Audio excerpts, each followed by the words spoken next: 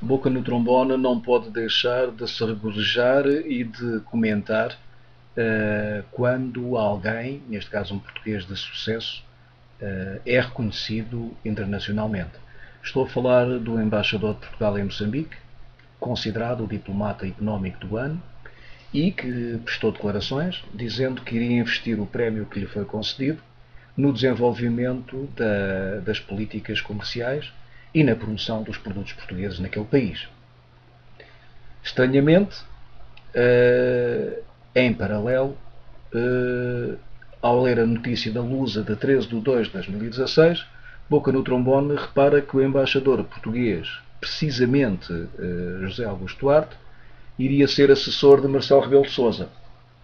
E, efetivamente, o último mês, é frequente ver José Augusto Duarte nos corredores do Ministério dos Negócios Estrangeiros.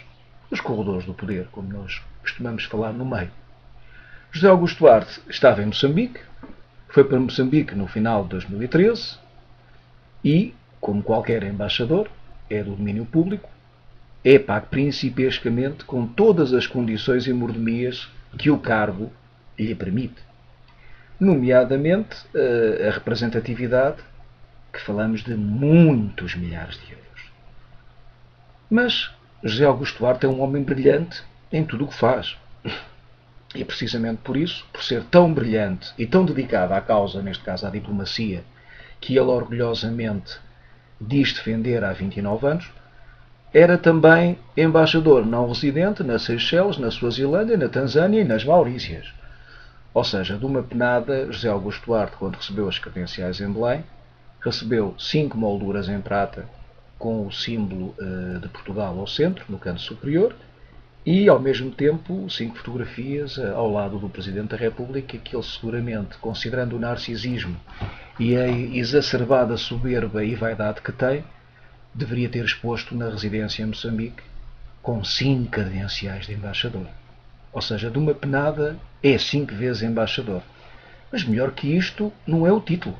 Melhor que isto são seguramente as ajudas, os trocos, que ele, pelo facto de ser não residente, recebe do Estado português em representatividade.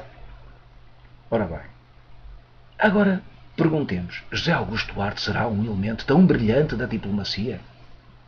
A consultar pelo seu perfil e o seu historial de funcionário, é licenciado em Relações Internacionais pelo Instituto Superior de Ciências Sociais e Políticas. Bom, e apenas tem uma licenciatura. Por outro lado, na época dos anos 70 e 80, este instituto era conotado como o curso da banana. Ou seja, todos os bananas neste país iam para lá e tinham direito a um diploma, independentemente de estarem vinculados ou não no partido político correto, frequentarem ou não os estudos, neste caso as cadeiras, as frequências de ABA 7. Mas todos eram licenciados. Tanto que houve uma época no Estado português em que licenciaturas tiradas neste instituto, na época de entre os anos finais dos anos 70 e meados dos anos 80, não eram consideradas nos concursos à admissão na administração pública para técnicos superiores. Bom, mas José Augusto Duarte, efetivamente, é um licenciado especial. Se assim não fosse, não teria conseguido deixar para trás, ao longo do seu percurso diplomático, licenciados da Católica, da Lusíada, mestrados, doutorados, e sempre foi subindo numa carreira muito interessante. É verdade que atrás de si tem alguns pequenos problemas, como todas as carreiras profissionais. José Augusto Duarte, quando serviu na Embaixada em Madrid, à última da hora teve que ir pagar uma dívida perante a ameaça de ir para tribunal, precisamente pelo senhorio do imóvel onde estava a viver, que tinha arrendado naquela cidade, porque tinha feito estragos no apartamento. E então, para que as coisas fossem abafadas, José Augusto Duarte foi a correr pagar. Enfim, pequeninos problemas da carreira profissional. Para além disso, José Augusto Duarte fez muitas outras coisas, é verdade. Como diplomata, mas mais como diretor-geral da administração. Como diretor-geral da administração, José Augusto Duarte foi brilhante. Não é todos os dias que nos deparamos com um dirigente que passa por um corredor e diz: este piso, estes serviços vão sair daqui e vou mudar para a ala norte ou para a sul do palácio. E toda a equipa começava no desmantelamento das instalações, dos móveis, etc. e mudava. E depois de estar mudado, José Augusto Duarte ia ver, afinal não gosto, volta para o mesmo sítio. Isto era o caráter de José Augusto Duarte. Claro que com isto tudo, uma outra peça que afinal até eram do agrado do José Augusto Duarte, estamos a falar de mobiliário, acabava por ir ou para o armazém, ou para o armazém, porque José Augusto Duarte sabia que um dia seria embaixador, sabia que um dia ia pressionar a Ana Martinha, secretária-geral, e como tal, um dia essas coisas seria-lhe a escolher, porque o poder decisório era absolutamente dele. Para além disso, José Augusto Duarte fez obras megalómanas.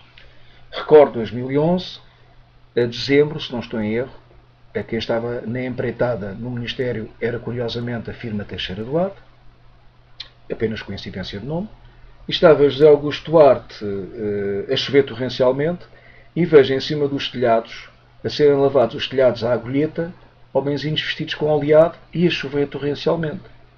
E eu perguntei a um dos funcionários, desculpem, porque é que os senhores estão a fazer? Estamos a lavar isto, o seu diretor-geral mandou e está incluído no projeto da empreitada, que é para tirar o cocó dos pombos do verão. Muito bem. Atrás dessas empreitadas estranhas, mas que seguramente José Augusto Duarte sabe porque as providenciou, estão os remendos nos muros do palácio. Quem passar pelo Palácio das Necessidades, seja de inverno, seja de verão, vê andaimes, vê estruturas, vê sempre buracos nas paredes. Os buracos é simples, abre-se um bocadinho na terra ou areia que é do que são feitas as paredes, ou os muros neste caso, e mete-se um bocadinho de jogo com cimento, um bocadinho de esferovite, volta-se a tapar e está a andar. Os próximos 6 meses temos aqui a história da carraça no ouvido do paciente, que é uma história muito antiga em Lisboa e contada dos velhos para os mais novos. E assim foi. Várias obras disparatadas, várias coisas, e continua o velho Palácio das Necessidades em forma. Antes de partir, estou recordado, cerca de 4 ou 5 meses, estava José Augusto Duarte, foi ao Conventinho do Sacramento. O Conventinho do Sacramento é umas instalações ao lado da Marinha que pertencem aos negócios estrangeiros, para onde irá agora Cavaco Silva, para o seu gabinete dourado, e há uma capela onde foram gastos milhões de euros em 2007 e que servia de armazém aos móveis que vinham das embaixadas que fechavam. Então José Augusto Duarte senta-se num sofá e pergunta nestes termos: o que é que acha, este sofá é compatível comigo e com o meu estatuto em Moçambique? Ao qual lhe respondi: Sr. Diretor-Geral, esse sofá é muito bonito, eu próprio gostaria de o ter em minha casa. E José Augusto Duarte, num tom irritado, na sua pose austera, de perna cruzada, como se fosse um alto dignatário da nossa política portuguesa, diz, muito furioso: só está a dizer isso para me agradar. Não vê que eu não preciso da sua opinião, porque eu tenho muito bom gosto e sei exatamente o que vou escolher quando for para Moçambique. Isto era José Augusto Duarte. Aliás, José Augusto Duarte, antes de partir, cerca de 3 semanas antes, foi comprar tampos de sanita para as sanitas da residência, porque não ia permitir que o seu traseiro se sentasse onde tiveram os seus antecessores. Tudo isto por má diplomática, tudo isto com encargos de portos e transportes internacionais. Portanto, isto era José Augusto Duarte. No exercício das suas funções, fez milhentas coisas que ficam por esclarecer. Lembro-me de um caso insólito, que foi a expulsão de um diplomata russo do nosso país. O diplomata foi expulso em finais de 2011, e José Augusto Duarte, em articulação com outros colegas iluminados da sua carreira e da sua categoria, resolveram dar o nome do colega administrativo que estava a regressar da Rússia como diplomata, dando para o governo russo essa pessoa como persona não grata por permuta, digamos assim, ou reciprocidade na expulsão.